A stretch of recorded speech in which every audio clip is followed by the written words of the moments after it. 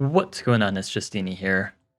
I have been playing some games on Archipelago, and every time I play against randoms on Archi, I remember why I don't play against randoms on Archi, because it's the same three tribes every time. It's just Polaris, Aquarion, Keku, except you don't even see Keku often, so it's like really the big two, which gets boring really fast. And it's kind of a shame, because Archipelago, I feel like it's so close to being such a good map type, but I mean, it has a little too much emphasis on water, but also just the fact that it's so unbalanced. Like, you just see the same stuff always, and it's really hard to compete against. Um, yeah. I felt like starting my video with a bit of a rant. I don't know. I feel like Archie can be really cool. I've been like watching my season games on my team, and there's some Archie games there. And with how Polychamps works, you don't tend to see a lot of the big three because of how the point system works. So you actually see like a lot of interesting nuances on Archipelago that you'll never ever see against randoms. And it really is a shame, because Archie could be a great map, but it just isn't. Anyway though, here's this game that I played. It was pretty cool, I guess. So I'll kind of walk through it. Out of like I think 5 games, this was the only game where I'm like, oh, this one was actually pretty cool. But it's kind of Aquarion doing normal Aquarion things. I'm setting up for aquaculture. I find a little ruin there, but I actually decide to skip it in favor of more expansion because I'm about to get aquaculture. I want to be expanding fast to take advantage of that, get some nice upgrades going, and I want to get Grand Bazaar very quickly. Again, because I have the most fair and balanced tech in the entire game. You know, the thing that single-handedly makes Aquarion not a bad tribe, despite the fact that it has 5 starting stars and no starting tech. Like, yeah. Yeah. Aquaculture's good. I go for writing now again, trying to emphasize that expansion, still ignoring the ruin, by the way. I'm gonna pick it up with this rider, mayhaps. And I'm developing. I am able to fight in the north, and because I ignored that ruin, I'm actually able to steal this village, when before I wouldn't have been able to. If I went for the ruin, I wouldn't have had enough time. See if that sword there, that's pretty scary, but it is still far away. But then they have aquatism. That's very scary to see on turn 10, most likely from a ruin. There's no way you would buy aquatism here. I actually didn't see the opponent's point of view. I assumed it has to be from a ruin. Like, A, how are you affording it, and B, like, even if you can, you would just get different techs like waterways, like what I'm doing right now.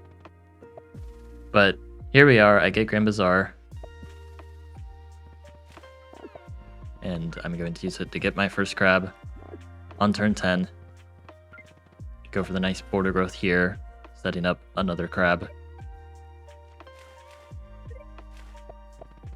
And we're gonna have a bit of an interesting fight, because right now I've got a mobility advantage and marine life versus their aquatism.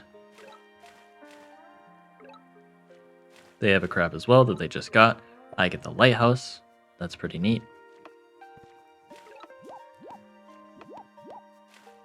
And I'm able to steal this village back here, so I'm getting some nice expansion down.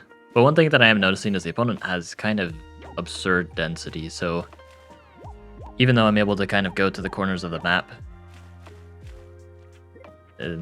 they don't really need to because they have a lot of villages. There's another crab. They get a nice push, and another push using City Wall. I have God, which they do actually have here. This vet sword also in the north pressuring me. I've got this crab kind of in a flexible position. I go for the City Wall there to help defend. I weaken the sword, so when it sieges, I'm good to go. I can defend. Go for the Explorer. Not to grab I've God, I already have it, just to get vision, because I actually don't have much vision. I go for the Siege. Thanks to that extra vision, it's actually going to hold, unless they can push. They get a crab there. Total of 5 crabs. 5 crabs to my 1, and they have aquatism. And I don't even have archery. I don't even have hunting. And if we look at city count, well, I'm about to get this city at least to make up for it. But with all these crabs around, there's no guarantee that I keep it. Now getting this final lighthouse to secure Eye of God, which will give me another crab. And yeah, I've got sharks. Those are going to help on defense against vet swords, crabs, and whatnot. I get another shark here. This is my plan of defense against the crab. Usually not ideal to have to rely on sharks like this, but the aquatism crabs are very dangerous, and I kind of have no choice. Now, they have waterways finally, very, very late to waterways, but it doesn't really matter. I go for some attacks here, because this crab doesn't have a defense bonus, because it's not in the water. I go for the siege. Siege actually does hold. I'm damaging this crab quite a lot. Taking advantage of any inaccuracies in their play. Going for another crab here. That's why I did I've got here instead of on my capital. It's because I actually get 2. Well, actually, it's the same amount, but I wanted to use all these farms. And I want my crabs, you know, where they're relevant, instead of way back in my capital.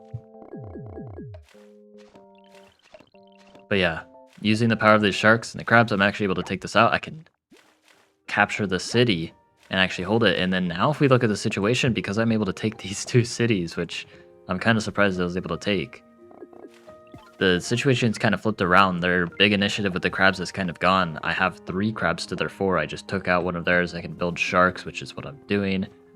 I'm setting up for another crab with a gate of power. So now we're actually equal in super units, and in terms of cities, you can see 1, 2, 3, 4, 5, 6, 7, 8, 9, and then they only have 6.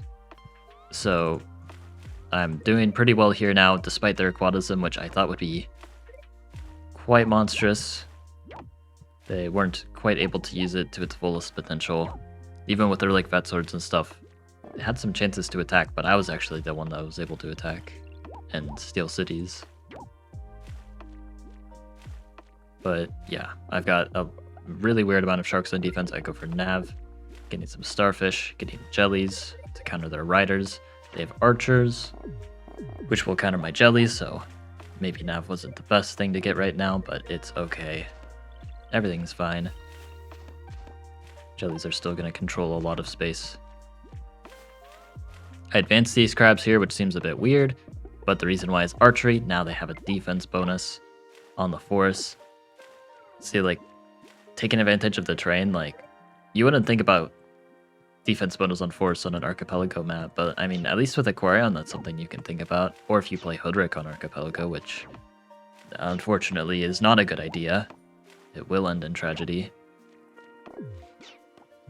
But yeah, they're trying their best, trying to pressure. But I've got all the techs that they have. Well, they have a trident.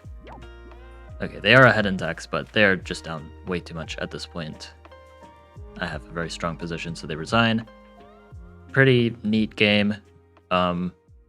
Archipelago is a very interesting map. I don't know.